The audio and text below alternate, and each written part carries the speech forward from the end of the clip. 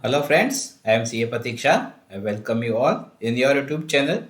Friends, in today's video we will see, say if we take this example, we have a month-wise sales and after the each quarter you want the total like this and you want to highlight the total portion. In a normal way, how we can do it? We will just select the total. We will just do it like Control B. Say for example, I want to do color with this one and yeah, that's okay. Is it the correct way to do this? No. So we will learn the smart trick how to do it in a single click. Let's see friends.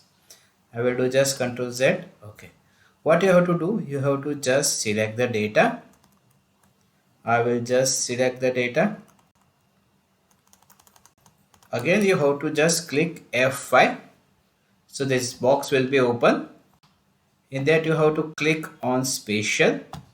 Yeah, here you have to select the formula and the all box will be enabled. So once you will click on OK, Excel will select the cell which contains the formula. So I will just press OK. So you will see the all the totals are highlighted by Excel. Now say for example I will do the formatting like this. I will select this color. I will just do the lining. I will change the font color. Yeah, and okay. See friends, in a single click, you can do the same.